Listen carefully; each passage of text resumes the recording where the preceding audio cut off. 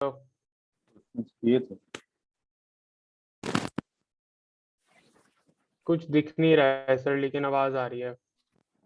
देखो, मैं तो स्क्रीन तो शेयर कर रखी है। आज देर से ही कनेक्ट हुआ, बहुत में रुक जाओ, दूसरे वाले फोन से कनेक्ट करता हूँ, रुको एक मिनट।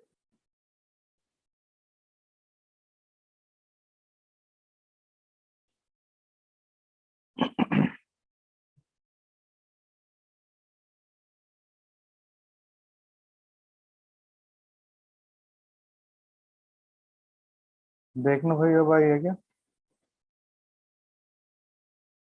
हेलो, हाँ सर, अब स्क्रीन तो दिख रही है। आवाज आ रही है कुछ? आ रही है। जी सर।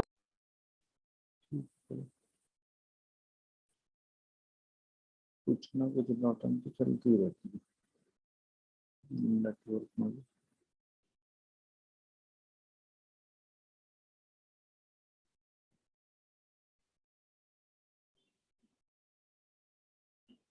मतलब ये जो न्यूटन्स फॉर्मूला है, एक्चुअली में ये बिना मतलब ना जबरदस्ती का क्रिएशन है। जैसे कि इस आदमी को सब जगह घुसने की आदत तो थी, यस सर। हाँ जी इस सर। बेचारे को लगा होगा कि भाई तू यहाँ रह गया, यहाँ भी घुस गया तू भाग के।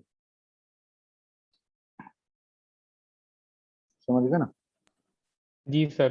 तो यस ऐसा सर। ऐसा ही कुछ न्यूटन्स फॉर्मूला बनाया गया, मैं मतलब ही बनाया था। जैसे ये लेंस है,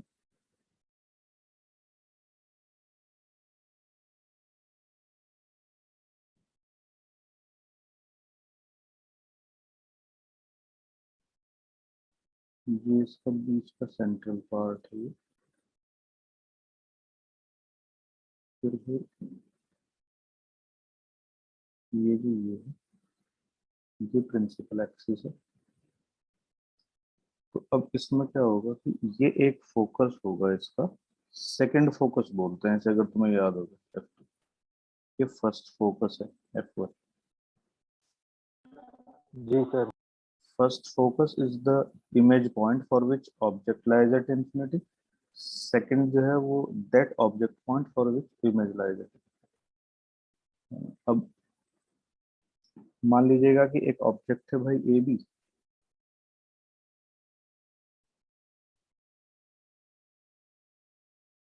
ये इस फोकस से x1 डिस्टेंस पे रखती है, और ये इसकी first focal length, second focal length है स्मॉल f2।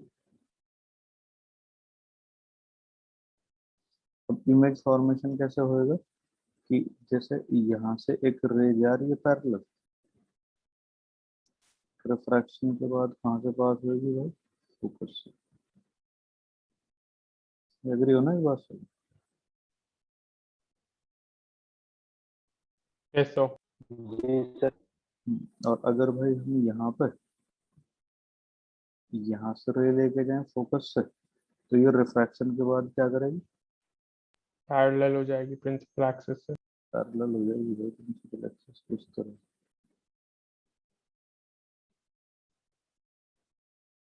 और मैं इसको यहाँ पे जोड़ देता हूँ इस तरह से। और अगर सपोज कीजिएगा मैं बीच में से कोई रे पास करता हूँ इसके, ऑप्टिकल सेंटर है, तो ये बीच में meet करेगा। ठीक है ना ये चीज? Yes sir. तो तुम देखो, पॉइंट ए की मल्टीपल रेज जो है वो जहाँ पे मीट कर रही है वहां, मैंने तुम्हें कहा था कि किसी भी जगह की इमेज बनाने के लिए एटलीस्ट टू और मोर देन टू रेज तुम्हें बनानी होती है। ऐसे जब बी की रेज बनाएंगे तो वो इसके ऊपर, ए के ऊपर बन जाएंगे, तो ये हो जाएगी। हाँ सर। सारे बीच के जो पॉइंट्स होंगे वो इसके ऊपर एडजस्ट हो जाएंगे बीच में। कोई प्रॉब्लम तो नहीं है भैया? नहीं है सर। तो ये हो गया यहाँ ए डैश, ये हो गया यहाँ पर बी डैश। सही। Yes sir. ये इमेज जो बन रही है ये सेकंड फोकल, फर्स्ट फोकस से x2 डिस्टेंस पे बन रही है, और इसकी फर्स्ट फोकल लेंथ है f1। समझ रहे हो? जी यस सर। सर। हाँ, अब तुम ये देखो कि यहाँ पे ये जो ये वाला ट्राइंगल है, और भाई ये वाला जो ट्राइंगल, ये कैसे ट्राइंगल है?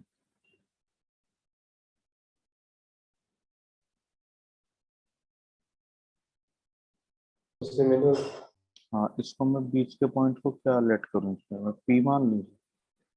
फिर ये जो ये पॉइंट है, ये यस सर। एम है, ये मान लो यहाँ एन। तो यहाँ हम कहें कि consider triangles A B F two and F two P N. देखो, A B upon B F two equal to P N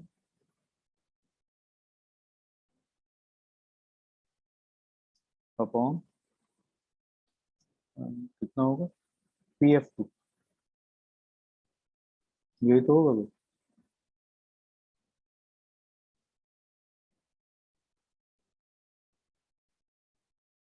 A B upon P N equal to B F two की जगह कितना रखेंगे हम लोग, x one upon F two. ये check कर लो, ये बात तुम्हें समझ आई है?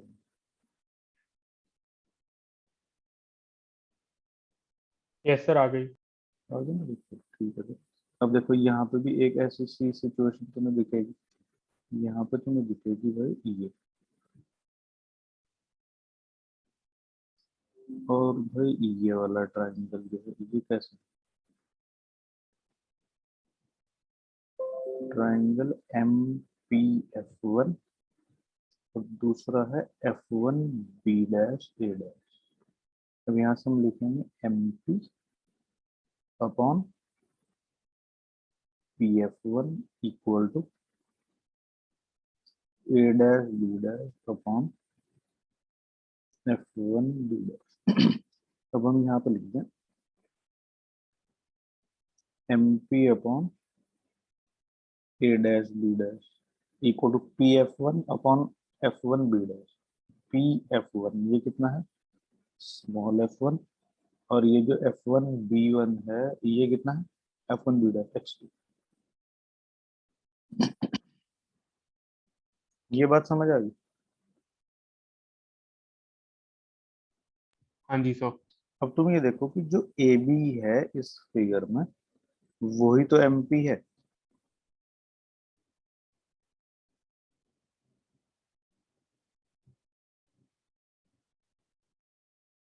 हाँ सर। और जो पी एन है वो A dash A B dash dash. B dash. तो तुम ये देखो कि अगर हम ए बी और पी एन की जगह ये रिप्लेसमेंट कर दें, यहाँ पे एमपी की जगह ए बी रख दें, ए डैश बी डैश की जगह पी एन रख दें, तो ये फर्स्ट और सेकंड जो है ये इक्वल नहीं होंगे क्या? हाँ सर। दोनों को इक्वेट कर दो इसको यूज करके। तो ये हो गया X one upon F two equal to F one upon X two. तो ये हो गया भाई X one X two equal to F one F two. यही न्यूटन्स लॉ है। और यहाँ हम कहते हैं कि F one near about F two होता है, अगर ये एफ है तो X one X two equal to F square भी होता है, फोकल लेंथ ऑफ लेंस का स्क्वायर। मतलब फोकस, फर्स्ट फोकस से जितनी दूर, फर्स्ट फोकस से जितनी दूर ऑब्जेक्ट रखी है और सेकंड फोकस से जितनी दूर इमेज बन रही है, उन दोनों का अगर हम मल्टीप्लीकेशन कर लें डिस्टेंसेस का, तो वो फोकल लेंथ की स्क्वायर के बराबर होता है। बोलो भाई, कोई ओके डाउट, सर। किसी को कोई प्रॉब्लम हो तो बता दो। नहीं है सर। पक्का नहीं है ना? हाँ सर, आ गया समझ। ठीक है, अब इसमें आता है भाई फिर एबरेशन ऑफ द लेंस।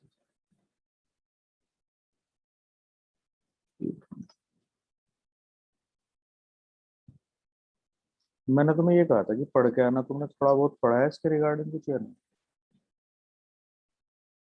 जैसे क्रोमेटिक एब्रेशन पढ़ा है। हम्म। क्रोमेटिक एब्रेशन पढ़ा सर क्रोमेटिक वाले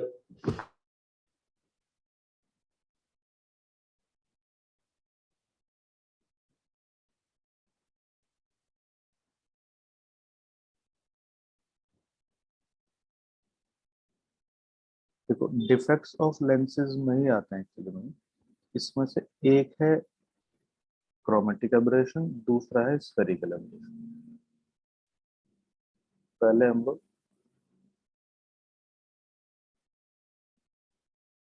क्रोमेटिक एब्रेशन ही पढ़ लेते हैं। एक मिनट यार, तेरा किसी का फोन आ रहा है, ऐसे कुछ नहीं।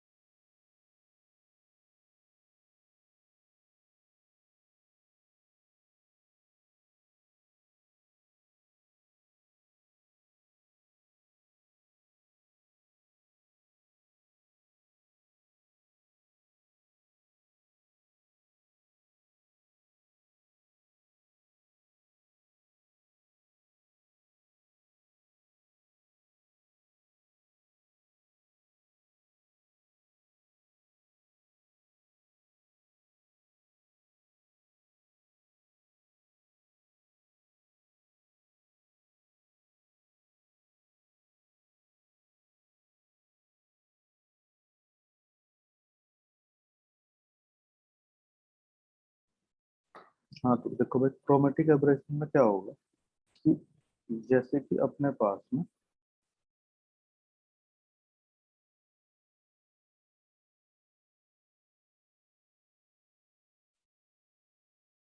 कोई लेंस है, अब इस लेंस के ऊपर अगर हम व्हाइट लाइट इंसिडेंट कर रहे हैं,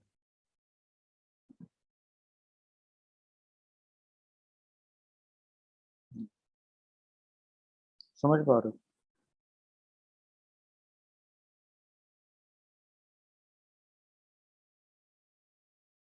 आवाज आ रही है क्या?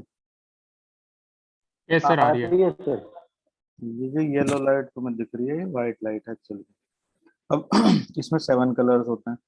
तो तुम ये देखो कि हमने ये बात एक दिन पहले भी डिस्कस करी थी कि जो भाई लेमडा वॉयलेट होता है वो लेमडा आर से छोटा होता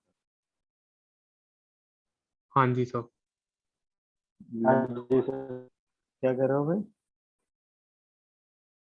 और जी सर।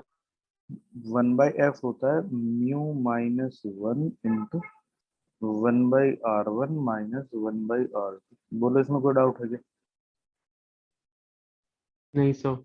तो इसमें हमने, अगर तुम्हें याद हो, पहले भी ये बात डिस्कस करी थी, जिसका लेमडा छोटा होता है, क्योंकि म्यू होता है सी अपॉन वी, वी को रख देंगे एफ लेमडा। ये फ्रीक्वेंसी है एक्चुअली। तो जिसका लेमडा छोटा होता है उसके लिए म्यू बड़ा होगा। तो यहाँ पे वॉयलेट कलर के लिए सेम मटेरियल का जो म्यू है वो बड़ा होगा रेड कलर के लिए म्यू। बोलो कोई प्रॉब्लम है क्या यहाँ एक बार फिर से बता दो सर। पे? ये नहीं कहा था हमने कि भाई जो म्यू होता है किसी भी मटेरियल का वो सी अपॉन वी होता है। कहा था सर। वी को रख देंगे F lambda, frequency into wavelength. हाँ सर। मीडियम में ना, ये अलग अलग मीडियम में अलग अलग होती है, सी तो सेम ही रहती है वैक्यूम में। तो जिस यस सर। मीडियम में जिस कलर का लेमडा छोटा होगा उस कलर के लिए उसके लिए उस म्यू म्यू मीडियम बड़ा का होगा। म्यू बड़ा होगा। तो वही तो लिखा है यहाँ पे। ठीक है सर। तो अब देखो, जिसका म्यू बड़ा है भाई उसकी फोकल लेंथ छोटी होगी, क्योंकि साफ दिख रहा है। Yes sir. तो एफ वी लेस देन होगा किससे?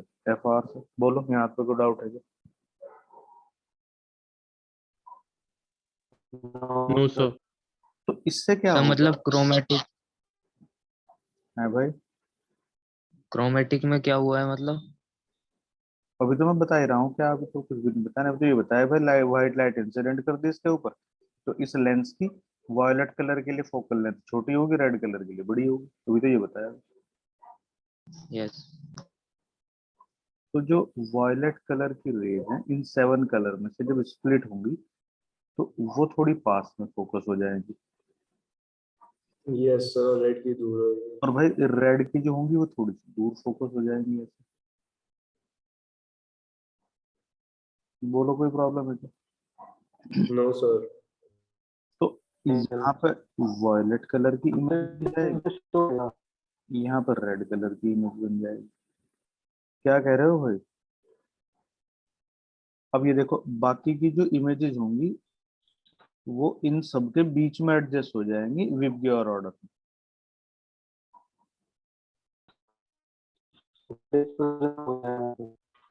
तुम्हारी वॉइस ना क्लियर नहीं है, डिस्टर्बेंस है भाई, कुछ एक बार थोड़ा अपना सिग्नल चेक करो तुम पहले। सर बोलो। सर वो फ्रीक्वेंसी वाले से आपने कैसे बताया है? क्या? सर ये मतलब दूर बनेगी और ये पास बनेगी लैम्डा से। इस बात को हम पहले भी तो डिस्कस कर चुके भाई, कि जिसका लेमडा बड़ा होता है उसका उसके उस लेमडा के लिए मटेरियल का म्यू छोटा होता है। ये तो पहले भी तो डिस्कस कर चुके थे ना, जब मैं प्रिज्म पढ़ा रहा था।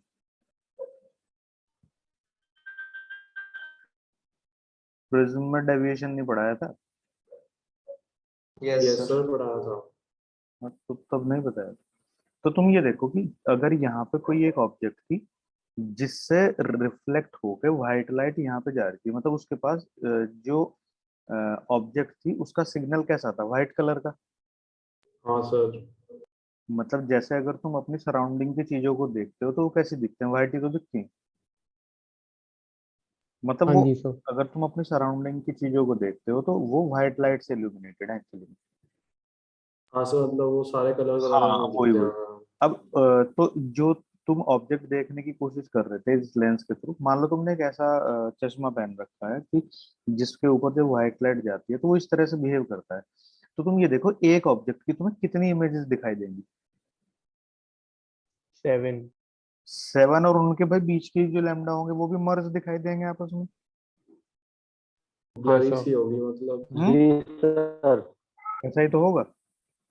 तो एक तो ये है कि एक ऑब्जेक्ट की मल्टीपल इमेजेस दिखाई देने लगेंगी, यस सर। और ब्लर हो जाएंगे आपस में, मिक्सअप सी। जैसे एक ऑब्जेक्ट की रेड इमेज खत्म होने से बाद फिर पता चला कि उसके बाद फिर ऑरेंज शुरू होगी, फिर उसके बाद येलो शुरू होगी, फिर तो ये ऐसी दिखेंगी जैसे कि एक आदमी की फोटो जब तुम देख रहे, एक आदमी को देख रहे थे चश्मा पहन के, तो तुम्हें वो आदमी 7 अलग अलग जगह पे प्रेजेंट दिखाई दिया, और ब्लड दिखाई दिया, और कलर दिखाई दिया। जैसे मतलब उसके ट्रू कलर्स नहीं दिख रहे हैं और मतलब ब्लरी भी है। वो ना, वो अपनी प्रेजेंस मल्टीपल जगह पे दिखाई देगा, और कलर्ड इमेजेस बनेंगी अलग अलग जगह पे, अलग कलर प्रेजेंट होगा। यस सर, आ गया सर। तो ये जो इस तरह का डिफेक्ट है, ये क्रोमेटिक एब्रेशन, मतलब क्रोमेटिक जो है, ये वर्ड जो है क्रोमेटिक, ये कलर से रिलेटेड है। तो ये कलर्ड डिफेक्ट है एक्चुअली। नहीं समझे? समझ गए सर। अब जहां पे वॉयलेट इमेज बन रही है उसको, चूंकि पैरेलल रेज इंसिडेंट है, तो उसको हम क्या कहेंगे भाई यहाँ पे, कि ये बनेगी at a distance of F V. जहां रेड इमेज बन रही है वहां उसको हम कहेंगे एफ आर। तो F R minus F V, ये कहलाता है एक्सियल, चूंकि ये एक्सिस के अलोंग है, एक्सियल क्रोमेटिक एब्रेशन। बोलो, ये बात समझ नहीं आएगी? आ गई सर। मतलब अगर कोई पूछता है कि इस तरह का सीन है भाई, इसके इस लेंस के लिए क्रोमेटिक, एक्सियल क्रोमेटिक एब्रेशन का मैग्नीट्यूड बताओ, तो तुम इसी तरह से बता दो। हाँ सर। ठीक है। इसको लॉन्गिट्यूडिनल क्रोमेटिक एब्रेशन भी कहते हैं।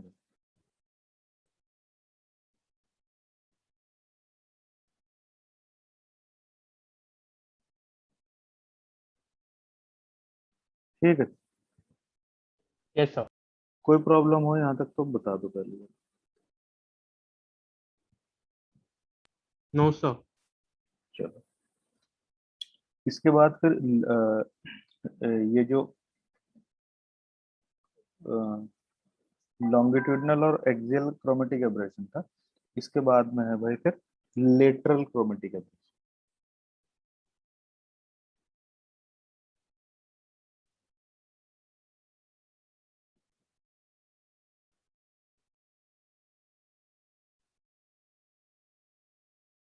थोड़ा सा ध्यान से समझने की कोशिश करना, आसान नहीं है।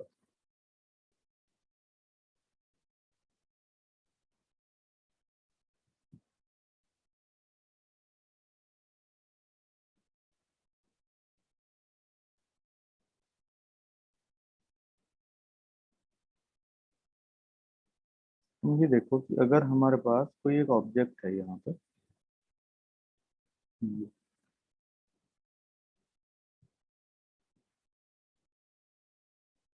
ये भी, मान लो भाई ये इसकी फोकल लेंथ, ठीक है ना।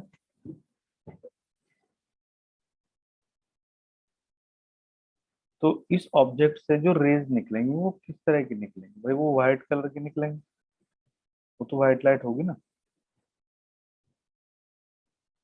बोलो। Yes sir.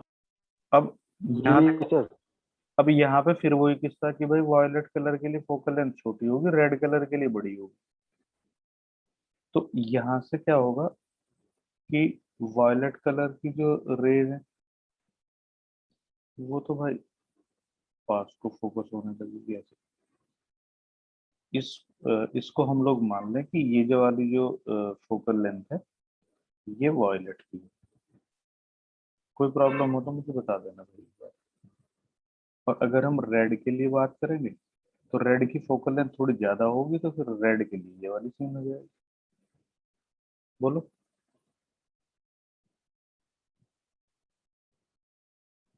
Yes sir. क्यों? क्योंकि उसकी फोकल लेंथ रेड की ज्यादा है तो वो फिर यहाँ से पास होएगा। कोई डाउट है इसमें? No sir.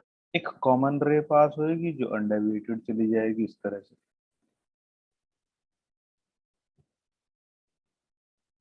तो मैं इसको पूरा तो बना नहीं पा रहा हूँ, देखो अगर तुम्हें दिखाई दे रहा है, थोड़ा समझने की कोशिश करनी पड़ेगी तुम्हें। तो हम इसमें इस तरह से देखेंगे भाई कि अगर, मतलब मैं अगर कोई इमेज, अगर मैं कोई स्क्रीन लगा पा रहा हूँ, मान लीजिएगा कि यहाँ पे अगर मैं कोई स्क्रीन बना पा रहा हूँ इधर, तो उस स्क्रीन पे तुम ये देखो कि यहाँ पे क्या बन रहा है, ये इस जगह वॉयलेट कलर की इमेज बनेगी या नहीं बनेगी? क्योंकि यहाँ पे ये वाली रे जो वॉयलेट की है और ये जो रे यहाँ से जा रही है उसमें भी तो वॉयलेट प्रेजेंट होगा ना, तो ये यहाँ पे कट कर रही है, बोलो। Yes sir. और और अगर मैं भाई इसी तरह से यहाँ पे एक स्क्रीन लगाऊं दूसरी जगह, मतलब ये स्क्रीन चूंकि इसकी कंप्यूटर की छोटी पड़ रही है, तो मैं ये स्क्रीन वहां रख रहा हूँ जहां ये दोनों रेज इंटरसेक्ट कर रही है। तो तुम देखो कि एक इमेज वहां पे भी तो बन रही है, जी सर। नहीं दिखाई दे रही?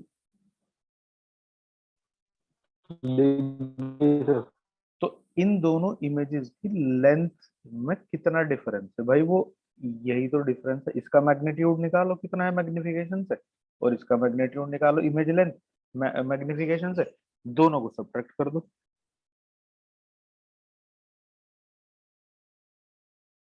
नहीं समझे? हम इमेज लेंथ कैसे निकालते हैं? मैग्निफिकेशन से तो निकालते हैं, फॉर्मूला तो बताया था। ये सर बताया था। तो इसमें हम लोग वॉयलेट कलर की इमेज की लेंथ निकाल देंगे और रेड कलर की इमेज की लेंथ निकाल देंगे। तो मान लो वॉयलेट कलर की इमेज इतनी बड़ी है और रेड कलर की इमेज इतनी बड़ी है, तो इनकी जो लेंथ का डिफरेंस है वो यही तो है,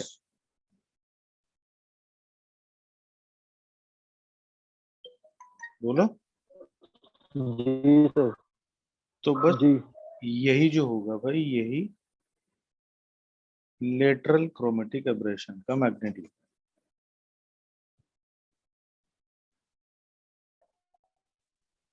ओके सर। बोलो कोई प्रॉब्लम है क्या भाई यहाँ तक?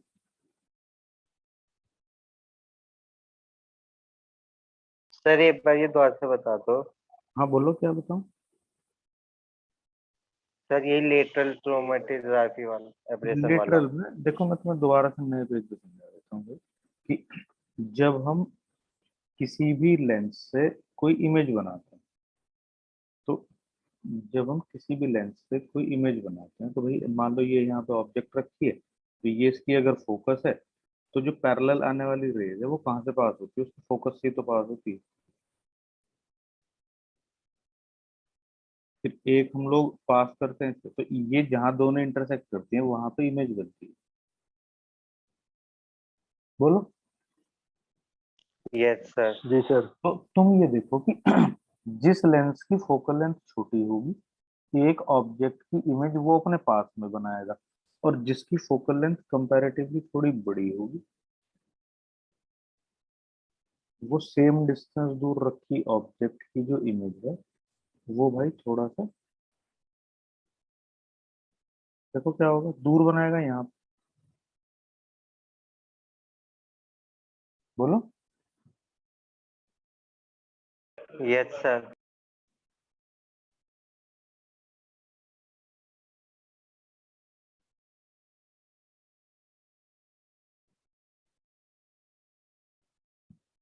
इस तरह से तो बनाएगा या नहीं? तो अब जो इमेज दूर बन रही है वो साफ साफ दिखाई तो दे रहा है कि वो लेंथ में थोड़ी बड़ी है इससे।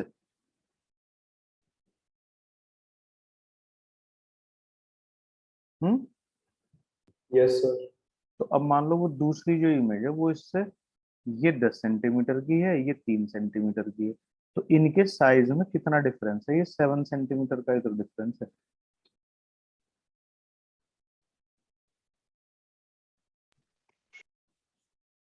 बोलो। Yes sir. तो इसी को हम लेटरल क्रोमेटिक एब्रेशन का मैग्नीट्यूड कहेंगे। अभी भी नहीं समझ आया?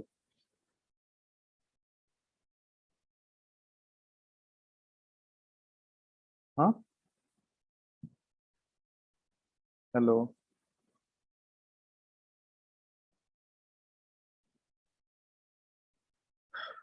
अरे अभी भी समझ नहीं आया क्या?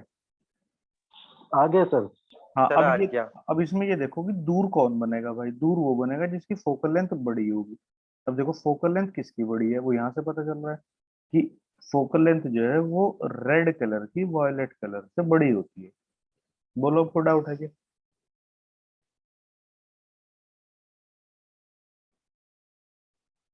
हम्म। क्यों भाई? नहीं है सर। चलो फिर आगे चल लेते हैं।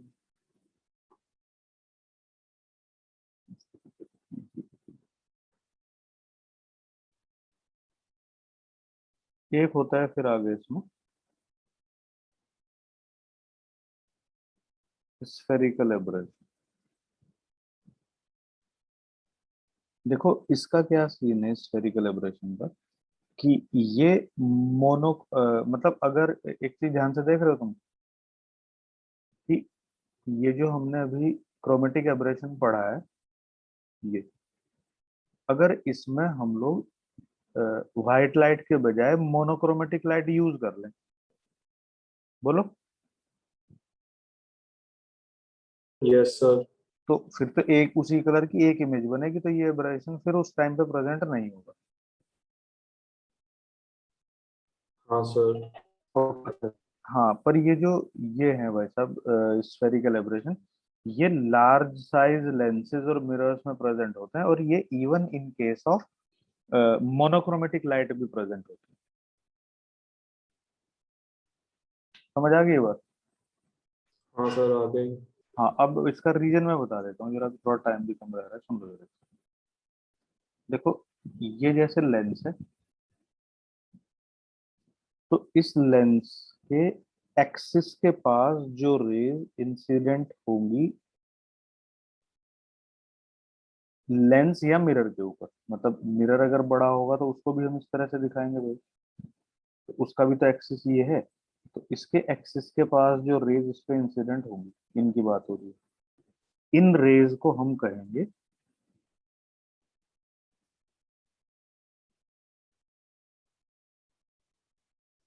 Paraxial rays. Yes sir. Okay sir. और भाई जो रेज लेंस की आउटर बाउंड्री के ऊपर इंसिडेंट होंगी, जो तुम्हारी जो कॉपी का पेज है, जैसे ये नहीं होता,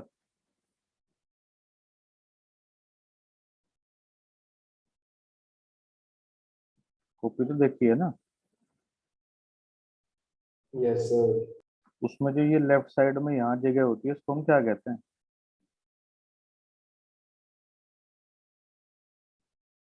ये जो ये वाली है, बोलो। अरे भाई मार्जिन ही तो बोलते हैं सर। हाँ सर। तो जो आउटर सरकमफेरेंस की तरफ रेज इंसिडेंट होती है उनको हम कहते हैं मार्जिनल रेज। ठीक है। Yes sir. अब यहाँ होता क्या है कि ये जो मार्जिनल रेज है ये तो नियरली फोकस हो जाती है ऐसे,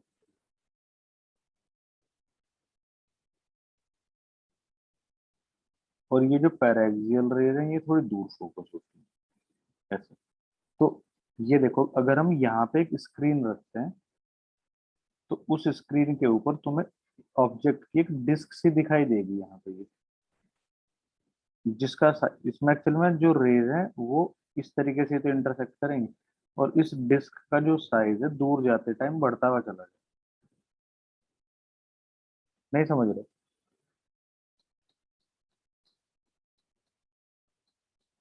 बोलो।